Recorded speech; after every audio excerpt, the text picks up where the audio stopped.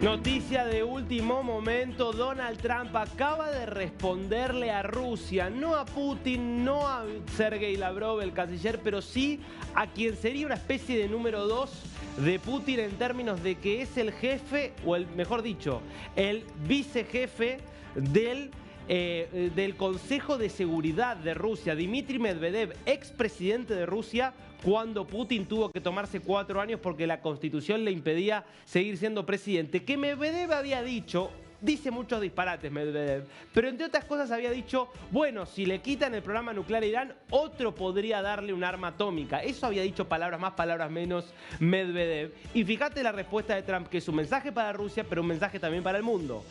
Acabo de escuchar al presidente o al expresidente Medvedev de Rusia casualmente andar revoleando la palabra N, nuclear, y decir que podría haber otros países en condiciones de suministrarle cabezas nucleares, ojivas nucleares a Irán. ¿Realmente dijo eso? ¿O fue solamente algo sacado de mi imaginación? Si realmente dijo eso y se confirma, por favor háganmelo saber inmediatamente. La palabra N no debería ser utilizada de forma tan liviana. Supongo que es por eso que el jefe es Putin. Por cierto, si alguien cree que nuestro equipamiento demostró ser extraordinario durante el fin de semana, por lejos y por mucha distancia, el más fuerte y el mejor equipamiento que tenemos, 20 años justamente más avanzado que el resto, y que eso son nuestros submarinos nucleares. Son los más poderosos y letales que jamás se han construido, y acabamos de lanzar 30 Tomahawks. Todos perfectamente dieron en el blanco. Así que, además de nuestros grandes pilotos de bombarderos, muchas gracias al capitán y a la tripulación. Bueno, el mensaje entonces de Donald Trump respondiéndole a Dmitry Medvedev y de alguna forma respondiéndole al mundo. Esta idea de que podría fácilmente Irán conseguir un armamento nuclear yendo por otras vías, yendo por otros medios, o quizás apelando a algún aliado que le puede quedar en condiciones de tener armas nucleares. Insisto, Irán tiene pocos aliados, los iraníes son poco queridos, y no me refiero acá al pueblo iraní, me refiero al régimen iraní. Es poco querido en todo Oriente Medio, con lo cual es muy escasa la probabilidad de que alguien pueda suministrarle algún arma atómica. Además de que los países que tienen bombas atómicas no quieren que haya otros países con bombas atómicas, porque sencillamente los pondría potencialmente en una situación de igualdad, o equipararía una situación frente a la cual nadie quiere estar equiparado. A todos les gustaría ser el único país del mundo que tiene una bomba atómica. Por eso es impensable, por más aliado que pueda ser otro país, que una potencia nuclear decida asistir a otra entregándole armas nucleares. Por lo tanto, parece que es más una bravuconería de Medvedev que aquí Trump decide responder. A todo esto, vamos a tratar de entender de qué se trató esta operación, porque fíjate que Trump habla incluso de los submarinos. Hubo un submarino nuclear que efectivamente tuvo una participación decisiva en la operación Martillo de Medianoche, así que vamos a meternos en todos los detalles de lo que fue esta operación que marcó el ingreso de Estados Unidos en la guerra entre Israel e Irán. Una operación que así anunciaba Donald Trump al mundo. With all of that being said, this cannot continue. There will be either peace or there will be tragedy for Iran far greater than we have witnessed over the last 8 days. Remember, there are many targets left. Tonight's was the most difficult of them all, by far, and perhaps the most lethal. But if peace does not come quickly, we will go after those other targets with precision, speed, and skill.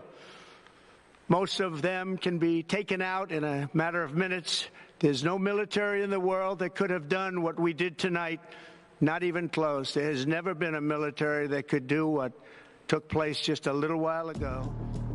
Y así anunciaba Donald Trump justamente que Estados Unidos había realizado esta operación que atacó 3 centrales justamente que tiene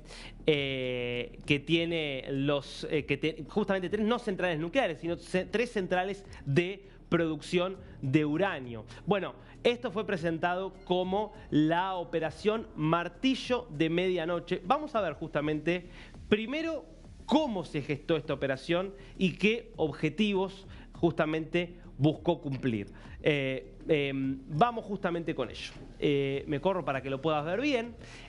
Mira, esta operación incluyó y fue liderada por la joya de la corona de la Fuerza Armada estadounidense y te diría de las Fuerzas Armadas del mundo, sobre todo en términos de poderío aéreo.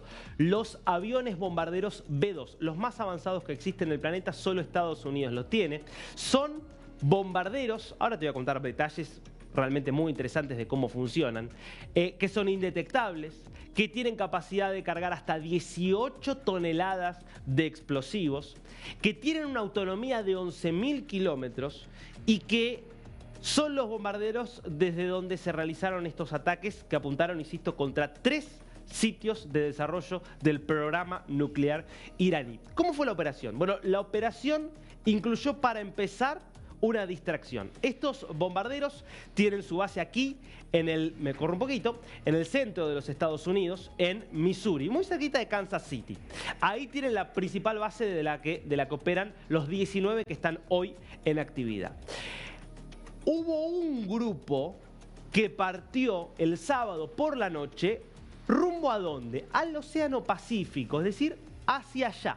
Se terminaron yendo, pasando California, y aparentemente iban a la isla Diego García, que es la isla que se encuentra básicamente en el Océano Índico, en una operación que en principio no tenía nada de raro. Sin embargo, inmediatamente después partía un escuadrón de 7 bombarderos B-2, que son los que estás viendo aquí, que iban a través de la costa este de los Estados Unidos. Yo dije este antes, me refería al oeste. Los que salieron para engañar se fueron justamente por California, hacia el oeste, hacia el Pacífico. Los que verdaderamente estaban haciendo la operación era un escuadrón de 7 aviones B-2, que son los que están aquí, que se trasladaron hacia el este. Atravesaron la costa este de los Estados Unidos, atravesaron el Océano Atlántico, un viaje sin escala por el cual necesitaron ser en más de una ocasión repostados, es decir, tuvieron que cargarles combustible en el aire para justamente no parar en ningún momento y no levantar sospechas. Cruzaron, fíjate vos, Europa, cruzan el mar Mediterráneo y terminan llegando, acá tenemos el mapa ya de Oriente Medio, terminan llegando a Oriente Medio. Acá tenemos el Mediterráneo. ¿Y qué es lo que pasa? Cuando empiezan a sobrevolar Siria, a estos aviones 7, insisto, B-2 bombarderos, es decir, los que iban a disparar las bombas para destruir las bases militares iraníes, a esos aviones se les suman los cazas. Se le suma un escuadrón de aviones F-35, aviones de los más avanzados que tiene la Fuerza Aérea de los Estados Unidos, como escolta, y una vez que llegan al espacio aéreo de la República Islámica de Irán, es que se termina haciendo este ataque que estás viendo aquí contra estos 3 puntos, estos 3 sitios de producción de uranio enriquecido claves para el programa nuclear. Pero no fueron solo los aviones. Al mismo tiempo que los aviones empezaban a disparar en una coordinación perfecta, el submarino nuclear que estaba apostado aquí, justamente en el Océano Índico, en el ingreso prácticamente al Estrecho de Hormuz, que está acá, del que vamos a estar hablando en un ratito, del Estrecho de Hormuz, desde allí un submarino nuclear disparaba 27 misiles Tomahawk que también impactaban en una de estas plantas, la planta de Isfahan, que fue atacada severamente por esta acción justamente del submarino. Entonces fueron los 7 aviones B-2 sumados a este submarino con la cobertura de los aviones caza estadounidenses que le sirvieron de protección a los B-2 y además la cooperación también de los aviones de repostaje que cuando estaba cruzando el Océano Atlántico este escuadrón de aviones fueron cargándolos de combustible permitiéndoles que pudieran hacer el vuelo de ida y regreso de forma ininterrumpida. Así fue entonces la operación. Tenemos las imágenes de cómo regresaban los aviones para justamente continuar con el relato, o mostramos, si no, cómo fueron los ataques. Ustedes me dicen, por favor. Ustedes me dicen, por favor. Bueno, veamos entonces cómo fue, justamente cómo quedaron y dónde fueron los puntos donde termina impactando la Fuerza Aérea estadounidense. Veamos entonces en el mapa, por favor, cómo quedaron estos ataques. Estos que estás viendo aquí son los 3 puntos justamente donde atacó Irán, donde atacó Estados Unidos a Irán. Lo que ves en los puntos grises, que están desparramados sobre todo muy cerquita entre el centro y el oeste de Irán, son todos los puntos que habían sido bombardeados en poco más de una semana de conflictos por Israel. Los 3 puntos que ataca Estados Unidos con la operación Martillo de Medianoche, que insisto, llega e impacta a las 2 de la madrugada de este domingo, son Isfahan, que fue también atacada por el submarino, como te decía antes; Natanz, que es la sede de mayor concentración de uranio; y Fordo. ¿Por qué destaco particularmente Fordo, muy cerquito de la ciudad de Qom? Muy cerquita de la ciudad de Qom. Bueno, porque Fordo es la central que tiene capacidad, tiene aproximadamente 3.000 centrifugadoras, aproximadamente esa es la estimación, 3.000 centrifugadoras de uranio. Recordemos, las centrifugadoras es la que separa los 2 componentes del uranio, ese que está en mínimos porcentajes en estado natural, pero que es el que permite enriquecerlo y que por lo tanto es el que permite generar tanto energía como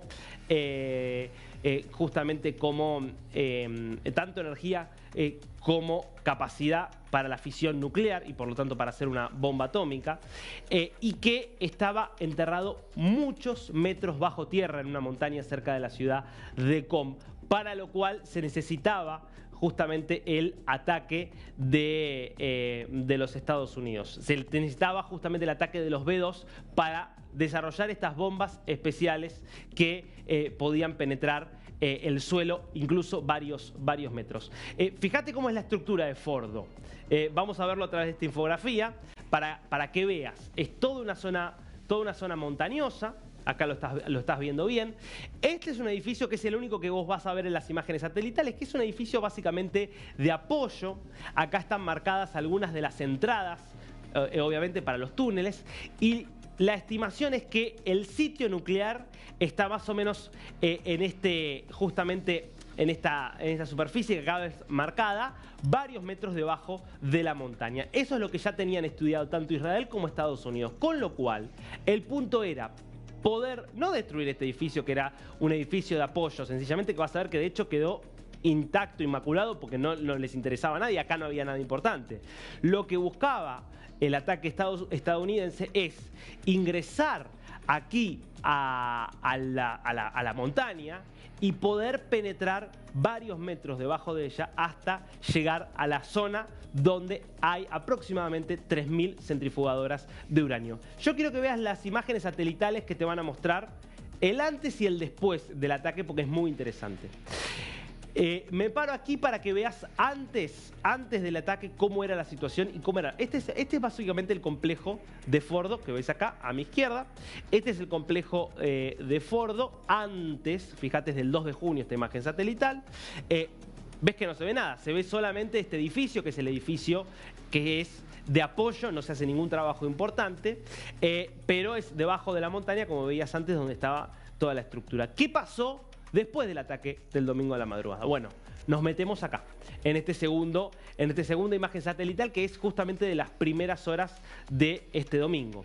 Ves que el edificio quedó intacto. Ahora, si prestas atención vas a ver que hay 2 puntos que los tenés marcado acá. En cada uno de esos 2 rectángulos que tenés marcado se ven 3 orificios. 3 orificios en cada uno de esos 2 puntos. ¿Por qué? Porque son los orificios de las 6 bombas que disparó Estados Unidos. Las 6 bombas GBU-57 que disparó Estados Unidos, bombas antibúnkeres, que dejan el orificio porque no explotan en el momento de la caída. Si explotaran en el momento de la caída se rompería parte de la montaña, pero muchos metros más abajo podría no ocurrir absolutamente nada.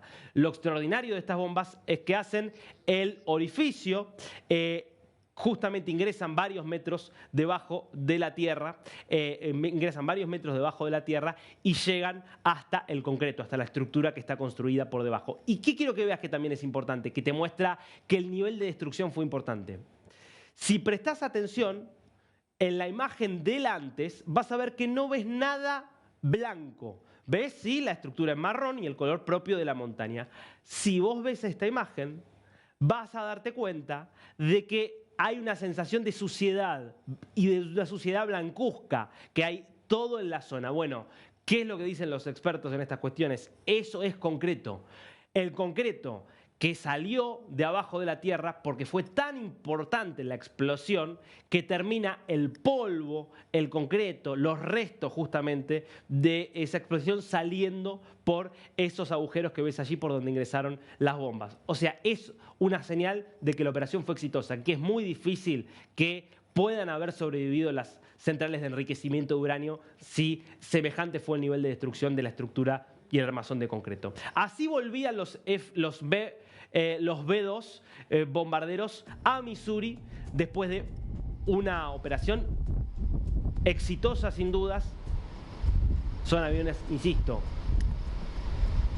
de lo más avanzado que tiene la Fuerza Aérea de los Estados Unidos y que solamente tiene la Fuerza Aérea estadounidense. Son 21, ahora te voy a ir dando algunos datos. Y fíjate, es un diseño muy particular y todos están allí en el centro de los Estados Unidos, en el estado de Missouri, muy cerquita de Kansas City. Puede ser engañosa esta imagen porque se lo ve de lejos y parece que fueran chicos, no son chicos, pero así llegaba por lo menos uno de los 7 que estuvo participando de esta operación, la operación Martillo de Medianoche. Vas a ver ahora en una infografía algunos datos que te van a mostrar las características de este avión. Mirá, acá lo ves claramente. Me voy a correr un poquitito. Fíjate vos, primero acá está la zona de la cabina. La cabina tiene lugar para 2 tripulantes, un piloto y un copiloto. Vos fíjate que acá entran 2 personas, es decir, es una estructura bastante más importante de la que te puede dar la sensación en esas imágenes. Tiene una forma que no tiene ningún otro avión en el mundo. Es toda una misma pieza, no están separadas las alas. Todo esto, tanto la forma como el material con el cual está hecho, está pensado para ser indetectable por los radares. Tenemos el detalle justamente de los datos precisos acerca de este avión. Fíjate vos, fueron fabricados los B-2 entre el año 1988 y el año 2000. Finales, empezó a ser ya finales de la Guerra Fría desarrollado. Se construyeron 21 unidades. Vos fijate la envergadura, son 52 metros la envergadura. O sea, es media cuadra uno de estos aviones, para que entiendas que verdaderamente no son aviones chicos. Y sobre todo, y lo vas a ver ahora en las siguientes placas, tienen la longitud es de 21 metros, la envergadura, es decir, el ancho llega a los 54 metros, la longitud es de 21 metros. Fíjate la capacidad de carga que tienen, es impresionante. Hasta 18.000 kilos, hasta 18 toneladas. ¿Cómo lo expresamos esto en términos de bombas? Bueno, pueden portar hasta 16 bombas nucleares, y una bunker buster, es decir, una bomba antibúnker. ¿Por qué? Porque las bombas antibúnker utilizadas en el ataque de los Estados Unidos de este fin de semana son bombas que pesan casi 14.000 kilos, es decir, solamente pueden portar una de esas bombas. Por eso, para hacer varios ataques, fíjate que solamente en Fordo tuvieron que utilizar 6 bombas. Solamente para atacar Fordo necesitas 6 aviones, ¿entendés? Porque cada uno de estos aviones tiene capacidad para una bomba. La autonomía 11.100 kilómetros, por eso no le daba para llegar en un solo vuelo directo a Irán. Tuvieron que repostar en varias oportunidades para ir y venir. Ahora, vamos a meternos en otros datos que incluso hablan del costo del mantenimiento, también es interesante. Esto es lo que te decía antes. Primero, las formas anguladas, los materiales y los recubrimientos que tienen hacen que sea prácticamente imposible detectarlos en un radar. De hecho, los radares son imposibles de distinguir de un pájaro. A pesar de las diferencias de tamaño, los radares terminan apareciendo como pájaros, con lo cual no pueden ser detectados por los radares enemigos, lo que los hace muy difícil de neutralizar. El costo es de 2.000 millones de dólares de cada unidad, pero además el mantenimiento es de 3,4 millones de dólares mensuales por avión, es decir, muy pocos países podrían sostener económicamente estos aviones. Insisto, solo Estados Unidos los tiene. Esto hace a la enorme superioridad que tiene Estados Unidos sobre cualquier otra fuerza armada del mundo. Su superioridad aérea por este tipo de aviones, por la cantidad de cazabombarderos que tiene, y la superioridad también a nivel marítimo, como lo muestra la gran cantidad de portaaviones nucleares que tiene Estados Unidos, que tampoco tiene parangón con ningún otro país del mundo. Ahora, acá es clave el avión y es clave la bomba utilizada. ¿Por qué este avión? Porque es el único en condiciones de disparar la bomba que puede destruir un búnker. ¿Qué bomba es? La bomba GBU-57, que así funciona. Mira, vas a ver esta simulación. GBU-57 tiene primero estos alerones que les permite ir guiándose, ingresa y no explota. En penetrar la tierra, empieza a penetrar la piedra. Más o menos un edificio de 20 pisos puede llegar. Fíjate vos, son 60 metros. Más o menos un edificio de 20 pisos hacia abajo es la distancia que puede recorrer. Fíjate el tamaño de la bomba. Ahí podés ver la escala humana. Es una cosa impresionante. Por el explosivo que tiene adentro, que tiene una enorme capacidad, pero además, fíjate, 31 pulgadas justamente, y el peso, justamente 14.000, casi 14.000 kilos. Entonces, ¿cómo funciona? Ingresa, justamente el acero reforzado que tiene le permite penetrar la tierra, y una vez que llega al objetivo, que es la estructura que quiere destruir, bueno, esencialmente explota, y ahí recién entonces justamente explota. Es una aleación en base al cobalto que justamente hace que pueda tener esta protección especial y terminar detonando de esta forma. También es Estados Unidos el único país que tiene esta estructura. Fíjate vos que acá te muestra cómo es la forma interna de la bomba. Esto es que ves en amarillo, es el explosivo, justamente es lo que ves ahí, veías recién amarillo, acá lo ves en gris.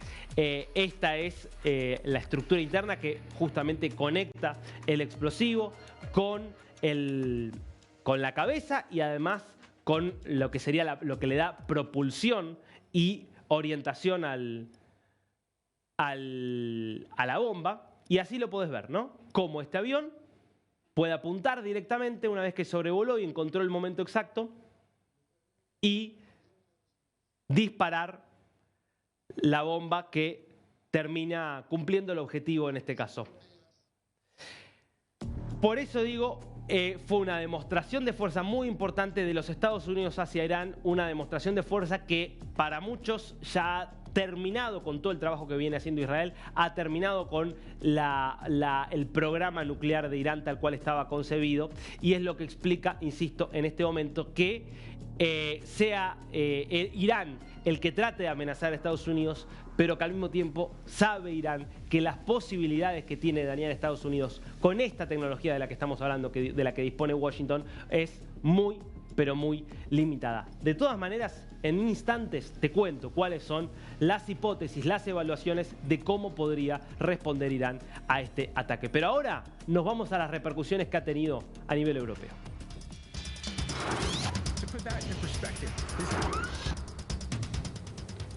Un gusto saludarte, Darío. Esta es la super semana de la diplomacia en Europa.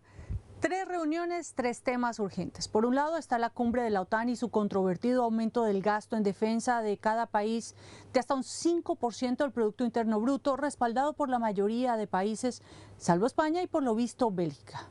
Pero la escalada militar en Irán tras los bombardeos de Estados Unidos este fin de semana hacen prever que ni el recrudecimiento de la guerra rusa contra Ucrania ni el aumento del gasto militar serán el foco del encuentro, pero sí las repercusiones de este conflicto en Medio Oriente. Y para los europeos flota en el aire la pregunta sobre qué pasa si las posibles retaliaciones de Irán contra objetivos estadounidenses llevan a Trump a invocar, por ejemplo, el artículo 5 de la OTAN, que obligaría a sus socios a entrar en el conflicto. Esta semana, además de esta cumbre, está la reunión del Consejo de Exteriores y la reunión extraordinaria de ministros de Exteriores hoy para debatir dos temas: Ucrania y, cómo no, la guerra entre Israel e Irán, conflicto en el que Europa tiene una muy baja, por no decir nula, influencia, a la que, a la luz de los desarrollos de la reunión de los ministros de Exteriores el pasado viernes de Francia, Alemania, Reino Unido con su homólogo iraní, pues queda clara. Reunión de la que Trump declaró que Europa no podía ayudar y en la noche del sábado al domingo hizo bombardear esas tres instalaciones nucleares iraníes más importantes.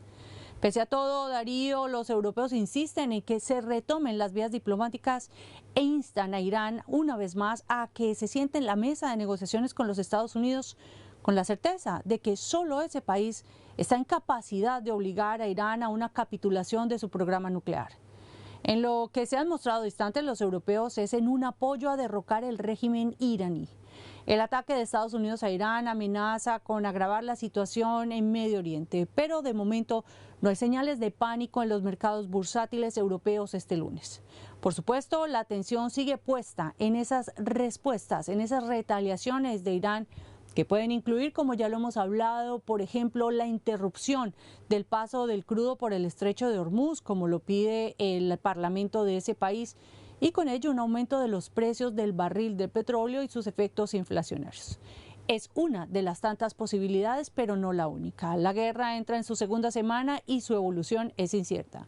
Y con esta información, Darío, me despido de ti y de todos ustedes desde los estudios de DW en Berlín.